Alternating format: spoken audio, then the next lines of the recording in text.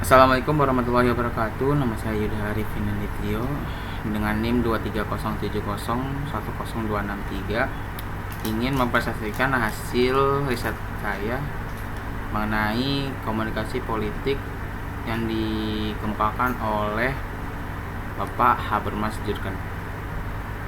Yang pertama adalah latar belakang tokoh. Latar belakang tokoh Jürgen Habermas lahir pada 18 Juni 1929 di Düsseldorf, Jerman, dan dibesarkan di Gummersbach. Ia berasal dari keluarga kelas menengah, ayahnya pegawai negeri dan ibunya seorang guru.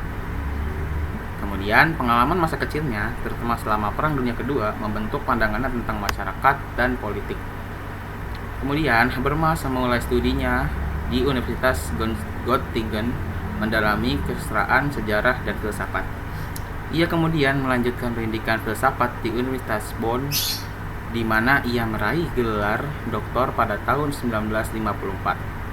Disertasinya yang berjudul Das Absolute und die Gesicht, yang merupakan studi tentang pemikiran Schelling, dan ia mulai aktif dalam diskusi politik selama masa studinya.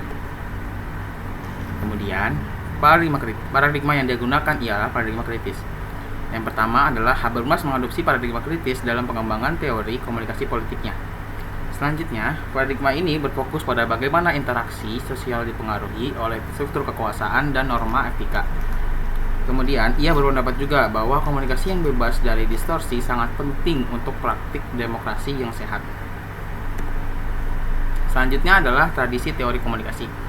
Tradisi teori komunikasi yang digunakan oleh Jürgen Habermas dalam teori ini yaitu pertama adalah teori tindakan komunikatif. Nah, di mana Habermas ini mengembangkan teori ini untuk menekankan interaksi rasional dan dialog. Kemudian keputusan politik harus diambil melalui proses deliberatif yang melibatkan semua pihak. Selanjutnya adalah teori yang digunakan adalah teori ruang publik. Nah, konsep yang ini adalah inti dari pemikiran Habermas yang dia gunakan dalam teori ini. Terus selanjutnya ini juga memungkinkan diskusi terbuka tentang isu-isu politik. Selanjutnya mendorong partisipasi aktif warga negara dalam proses politik. Selanjutnya masih dalam tradisi juga, yaitu adalah teori kritis. Nah, kenapa dia mengambil teori kritis ini? Karena ia terpengaruh oleh tradisi teori kritis dari sekolah Frankfurt. Itu yang pertama. Yang kedua adalah fokus pada analisis struktur kekuasaan dan dominasi dalam masyarakat.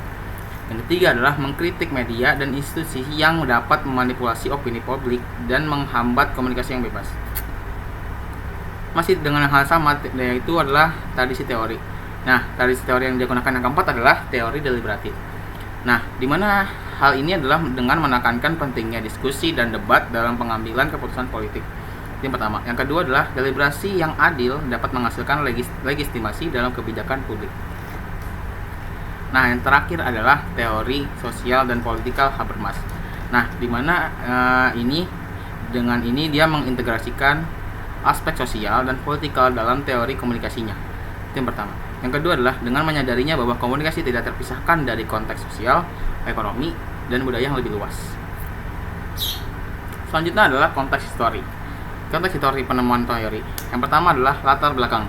Latar belakang dari historinya adalah Jürgen Habermas mengembangkan teori komunikasi politik dalam konteks histori yang kaya, berakar. Nah, latar belakangnya ini berakar dari tradisi teori kritis oleh Max Horkheimer dan Theodor Adorno. Kemudian dalam konteks juga ini ada perubahan sosial pasca perang. Nah, itu yang pertama dalam perubahan sosial pasca perang adalah setelah Perang Dunia Kedua dan Holocaust, Jerman mengalami perubahan signifikan. Itu yang pertama. Yang kedua adalah mendorongnya pemikiran baru tentang demokrasi dan komunikasi. Yang ketiga, dalam tentang konteks juga, yaitu adalah pembaruan teori kritis.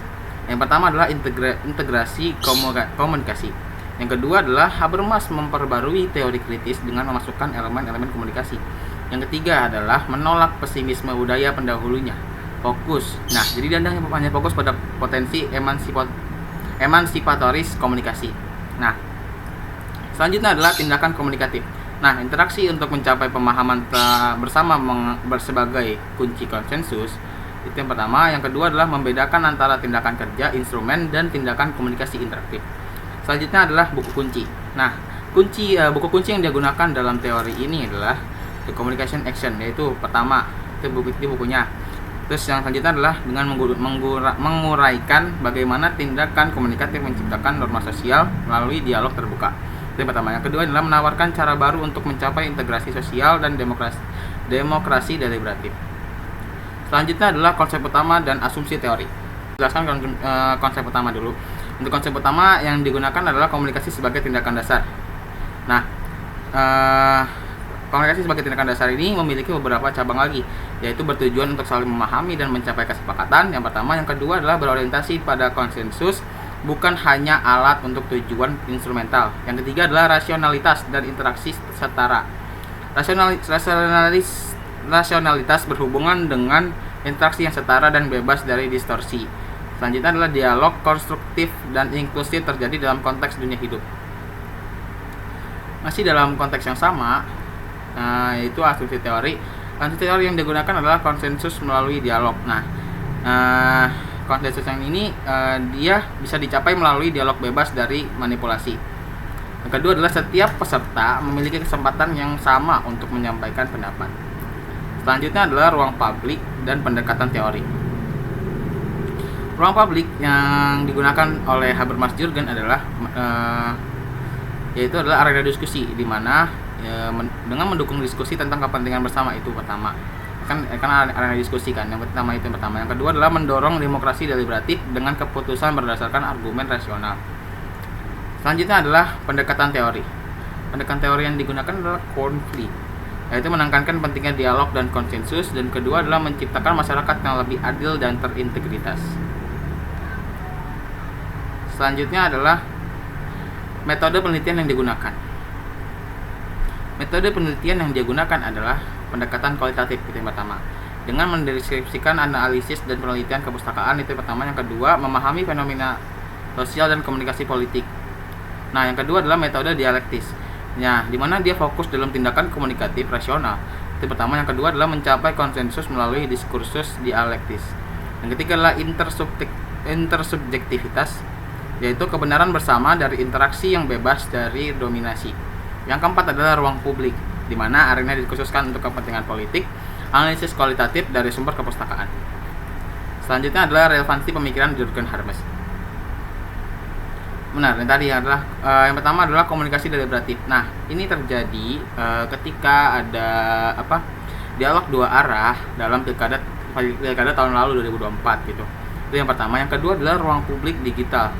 Nah, di mana di zaman sekarang yang sudah semakin maju, media sosial itu bisa digunakan sebagai ruang publik digital. Nah, kan itu kan kita menggunakan sebagai teknologi yang sudah maju gitu kan. Itu yang kedua. Yang ketiga adalah partisipasi yang aktif.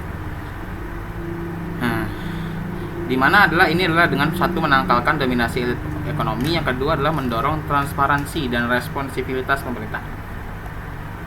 Selanjutnya adalah kelebihan dan keterbatasan teori Habermas. Pertama adalah kelebihannya. Yang pertama adalah rasionalitas komunikatif. Yang kedua adalah demokrasi deliberatif, dan ketiga adalah mengatasi distorsi. Keterbatasannya adalah pertama adalah idealismenya. Terus selanjutnya adalah kesulitan mencapai konsensus. Yang ketiga adalah pengabaian struktur kekuasaan. Selanjutnya adalah kesimpulan dari materi yang saya bawakan ini adalah teori komunikasi politik yang dibawakan oleh Jürgen Habermas, menempatkan komunikasi sebagai elemen kunci dalam proses demokrasi. Habermas menyoroti pentingnya ruang publik sebagai arena di mana warga dapat berdiskusi secara terbuka, rasional, dan setara mengenai isu-isu yang menyangkut kepentingan bersama. Dalam konteks ini, komunikasi tidak hanya dipahami sebagai pertukaran informasi, tapi juga sebagai suatu tindakan sosial, tindakan komunikatif yang bertujuan untuk saling pengertian dan konsensus. Komunikasi politik yang ideal menurut Habermas-Jürgen adalah harus tanpa adanya tekanan, manipulasi, atau dominasi dari kekuasaan politik maupun ekonomi. Selanjutnya, tetapi juga oleh karena itu, legitimasi dalam sistem Demokrasi tidak cukup hanya mendasarkan prosedur formal seperti penulis, tetapi juga harus ditopang oleh proses deliberatif yang memungkinkan warga terlibat aktif dalam pengambilan keputusan melalui diskursus publik yang inklusif dan rasional. Teori ini juga menawarkan pandangan bahwa kualitas demokrasi sangat bergantung pada kualitas komunikasi publik yang berlangsung di dalam masyarakat. Semakin terbuka, setara dan bebas ruang komunikasi yang tersedia, maka semakin besar pula peluang terciptanya kebijakan politik yang sah secara moral dan diterima secara kolektif. Sekian dari saya, kurang lebihnya mohon maaf. Wassalamualaikum warahmatullahi wabarakatuh.